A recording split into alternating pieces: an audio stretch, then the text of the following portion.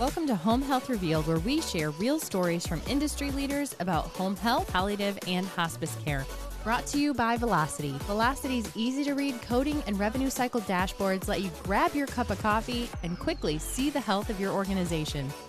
Hey, welcome to another episode of Home Health Revealed. I am Hannah Vail, your host, and we have a very exciting show today where I get to sit down with Lauren Templeton. Lauren is a hospice physician with 15 years of experience who pivoted early in her career to focus on quality and compliance. She's a hospice physician with the Pennant Group as the medical director of education, compliance, quality, and advocacy. She also works as a consultant with Weatherby Resources, doing hospice audit defense, expert witness testimony, and helping hospices respond to Department of Justice and OIG audits. She joined the NHPCO Regulatory Committee about 6 or 7 years ago and continued through its transition to the Alliance, focusing on advocacy around hospice regulations. She met with Medicare administrative contractors, medical directors, and MedPAC to help inform Congress about the day-to-day hospice provider needs. She also speaks annually, so you may have seen her at the Alliance and NHPCO conferences and does regional conferences on quality, compliance, and documentation. I can't wait to dive in.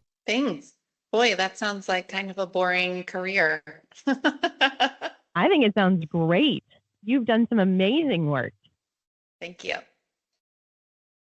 I want to jump right in and talk about some different avenues, some different advocacy topics, and really kind of get to the heart of what you do day in and day out. I think one of the questions that tends to come up, especially within agencies, is, does my voice really matter in advocacy? And how do I make it count through writing to Congress, through rulemaking commentary, and advocacy groups? Yeah, I think that's a great question to ask, because one of the things that when we get in the trenches of seeing patients, documentation, and these rules are coming out that are making us change, it's easy for us to feel lost, defeated, like we don't matter, that these things don't make sense for the way our community operates. Maybe that works over here, but it doesn't work over there.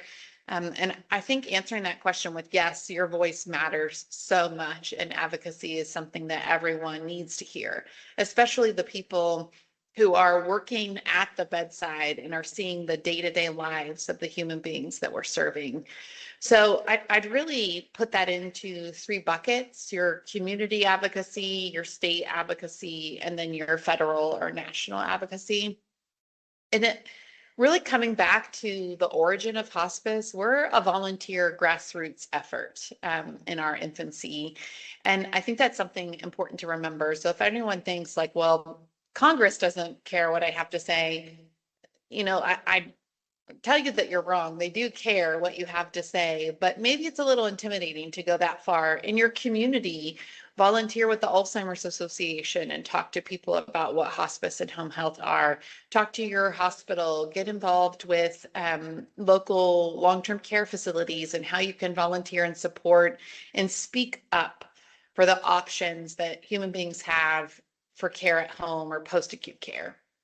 My particular love is hospice care, but I think as hospice agents, we see a lot of the way hospital systems work, the way skilled nursing and rehabilitation works, and we have a lot to say about the scariest part for people, which is end of life.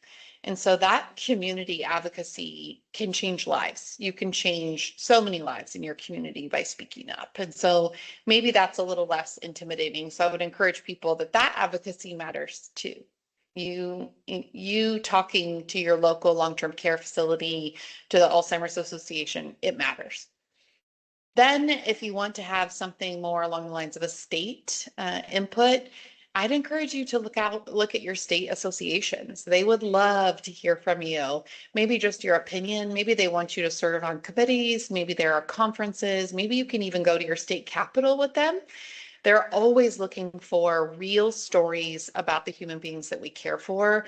And so your voice can be the voice that makes a difference to that state legislator that they're meeting with.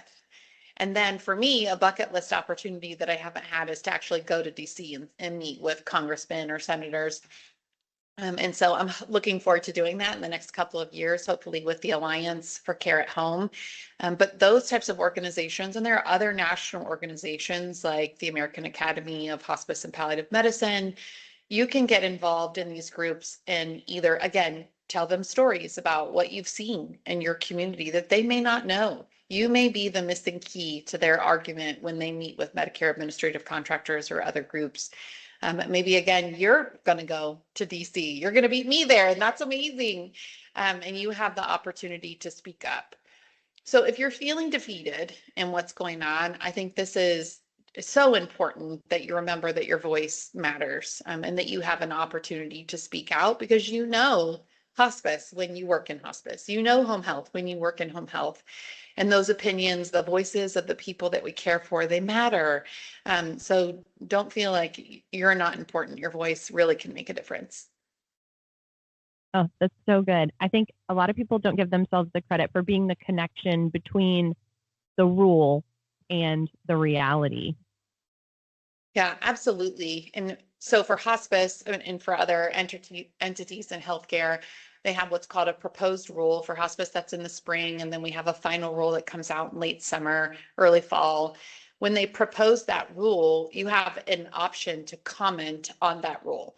And so they're required to review those comments and the way it is now, and if it continues to be the same way. And sometimes they may make this proposition that they think is so great for quality, and actually it's a barrier to the care that our patients need. And so they need to hear from you to say, hey, you are well-meaning, but this is actually what that's going to look like when I take care of John Smith in hospice care. And you're not going to make John Smith's hospice experience worse because this prevents us from doing XYZ. And so, that commentary and rulemaking is just such an opportunity. And like you said, just that key piece that they may have this rule that they think is great, but it totally misses the mark when we implement it on a local level. Such a great point. When these proposed and then final rules are created, that's what creates the compliance requirements. What educational opportunities exist for hospices in quality and compliance that help teams operate better on the day-to-day? Yeah, I think for me, the way I operate, if I want to be successful in something, I need to know the why. I need to know the foundation of it. I'm not a person that you just say, you have to go do this and expect me to be successful if I don't know the rules around it, the why, the background, how to make it better. I'm just a little bit OCD in that regard. But what I've found in my passion for educating about quality and compliance is that there are a lot of people that way. And so when you try to influence change by telling someone to just do something different without telling them why it's meaningful and why it matters, why does it matter that we report on an infection? Well, it matters because then we can track to see if there are certain things that are in common, certain things that we can prevent, certain things that we need to do better to protect our beneficiaries. If you don't educate the why behind that, it's just another note that we put in documentation about an infection, and just another note isn't something that's going to help people, really truly have ownership and accountability in watching out for infection control. So when you do the education about why things matter, why is this rule in place? What's the black and white of the rule? And what are the different areas of opportunity to achieve best practice, or where we need to do it slightly differently and still achieves the rule, but allows us to be successful in our particular community? Because there are nuances to how you provide hospice care in rural areas, urban areas, in a hospital, in an assisted living facility, those types of things. And so the rules are really the bare minimum standard. So when you let people be armed with knowledge and a solid foundation in the bare minimum standard, then we let them excel based off of what they need to do with their skill set, operate at the maximum of their licensure to do the best possible care that they can. When you just expect people to do things because you tell them that's what you need to do, I think you can expect failure. So for me, I love to do quality and compliance. It's not boring for me. I love it. What I love about it is making it not boring for other people, maybe make it make sense, help them connect the dots or have those light bulb moments to be like, oh, that's why I have to see this patient in this time frame. Oh, that's why I have to coordinate with the hospice physician about this. This is how I am a small piece in a huge picture. And so I need to understand exactly what the parameters are to how I operate into making that big picture a success. So quality and compliance to me is just a foundation, and you need a solid foundation to build an amazing home. And so we want our operators in hospice, whether it be leads in administration and finance, whether it be nursing, spiritual support, our aides, they, to each scope of licensure, probably a little bit different, they need to be invested in education about what that solid foundation looks like for them. Are there opportunities that either you provide or maybe Weatherby provides that give some avenues for this type of training? Yeah, absolutely. So when I did a hospice and palliative medicine fellowship, and I started as a hospice medical director, and I remember sitting in the back row of a Weatherby Resources boot camp. They do multiple boot camps a year. They call it the A to Z to hospice, of hospice. And I realized I actually didn't know what I was doing as a physician. I could take care of patients, I could do symptom management, I could have hard conversations, but I didn't have that foundation. And so really sitting in the back row as an attendee with Weatherby Resources is what changed the trajectory of my career, to know like I can never be the best that's practicing at the top of my licensure if I don't know these components about hospice care. And so from there, I practically begged them to let me work for them further on down the road, just because I think they're incredible. So yeah, I'm a huge proponent of their education, whether it be boot camp, whether it be webinars or any virtual or in-person opportunities. I just think that they really do an amazing job. We do an amazing job because I speak with them now. I have the honor of having joined that company.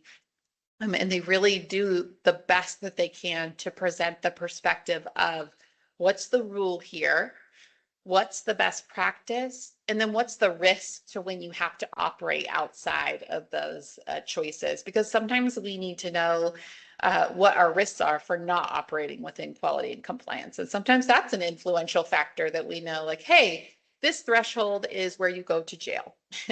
Hey, this threshold is an allowable mistake because we're allowed to work with what's best for the patient here.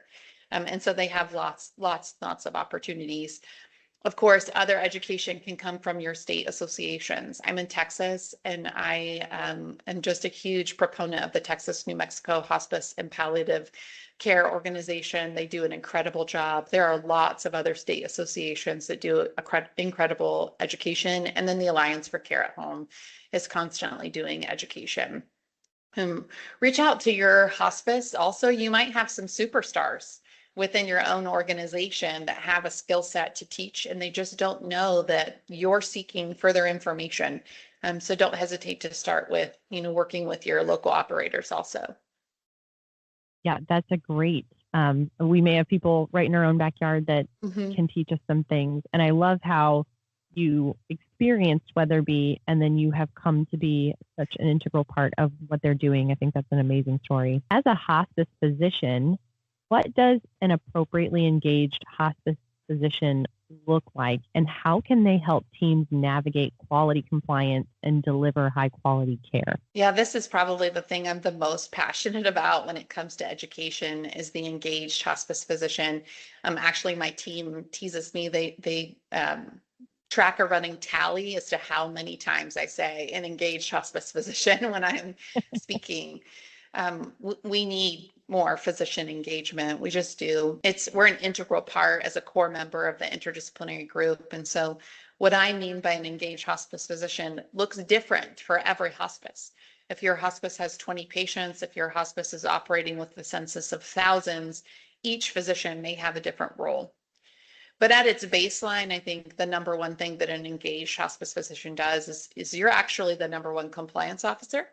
You're the one who determines eligibility, not a nurse, not an administrator, not a financial department. While they all have valuable input in how we work as a hospice team, we really need physicians to step up to the plate to say, with my medical expertise, with my training, I really think that this patient's prognosis is less than 6 months. And then if you admit a patient and 4 months down the road, you feel that that prognosis has changed, the physician's voice there again is the number one compliance officer saying the prognosis is now greater than 6 months, we should proceed with discharge. And so I think when you have an engaged physician that keeps that foundation solid of the house of hospice, that you have eligible patients, you really have changed the game of how your hospice operates. Because then when we talk about things like documentation, you need to be able to have documentation that supports a terminally ill status for your patients for when you're audited. It's not really if you're audited anymore, but when you're audited. If you have eligible patients, it's a lot easier to document eligibility. It's pretty tricky to teach anyone to document towards eligibility when a patient isn't eligible. And so I think physicians who are really in it with their teams, and so what I mean by in it is making that decision, but also saying things like, hey, I see that we don't have an accurate weight on this patient. Let's get a new weight. Oh, I see that there's some discrepancy about a FAST score here on our hospice patient. Let's talk about what the real FAST score is so we know how to prognosticate for our Alzheimer's disease patient. But that would require physicians who have educated themselves on the FAST score. Physicians who are bought into what does a comprehensive assessment look like for each patient, when we should be getting weights and things like that. And so I think that's the second opportunity for the engaged hospice physician. In that role, you're really engaging in the interdisciplinary group. So your voice matters as a physician, leading in documentation, leading in symptom management. That's all you being an engaged physician and driving the interdisciplinary group. And I don't just mean the meeting. I mean really being a member of the interdisciplinary group, responding in a timely manner, being invested when your hospice has an audit. That's another opportunity for an engaged physician. Then the final thing I would say about an engaged physician is being receptive to feedback. So I think that part of being a leader, which is what we would expect from engaged physicians, is being able to receive when you're not performing at your best. And of course, we want to celebrate when you are performing at your best, but being able to really take a step back and say, hey, we have this audit, we have these not so good results. How can we all improve? And being all in on that type of improvement is imperative for hospice physician leaders. And that includes taking some of that tricky feedback and making sure that we can look internally at ourselves and where we need to do better. If one of the listeners wants to get some additional information from Weatherby or reach out to you, where can they find you? Awesome. Great question. So weatherbyresources.com is the website, and you're welcome to email info@weatherbyresources.com for any type of support about the things that I've talked about. We do a lot of webinars and boot camps, but we also do specialized support for hospices. Let's say you do get into one of those bigger audits that you referenced in the beginning, like the DOJ or the OIG. You can reach out to us and we can tell you about how we might be helpful or not helpful to utilize us in helping you respond. We really care about providers, so feel free to reach out and we can direct you with what we think services are available for you that may be with us or maybe somewhere else. Thank you for sharing that. I'm just curious, when you were meeting with your MAC directors to help inform some of Congress's decisions, what was that like for you? Where was the meeting? What did it feel like? Oh, wow. Okay. So that was one of those career moments that I was like, I can't believe I get to do this right now. It was a Zoom call. We were just so fortunate to have the opportunity to speak up about some trends in auditing. They were very receptive to our information. They wanted to know what our opinion was medically. There was a group of physicians that was on the call. They wanted to know, our perceptions. And again, it was just another example of what we started this podcast with, is that your voice matters. And it was connecting some of the dots there for them to say, actually, no, you're misinterpreting when you look at it from this perspective. And this is what's actually happening with us.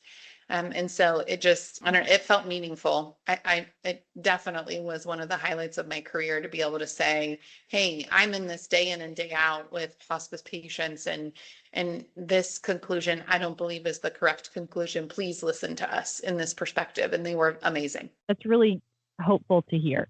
I think people need to know that their voice does matter.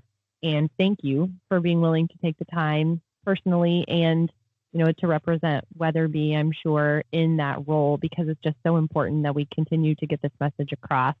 And to anyone who is listening, I would definitely take Lauren's encouragement to get involved locally, to get involved at your state association.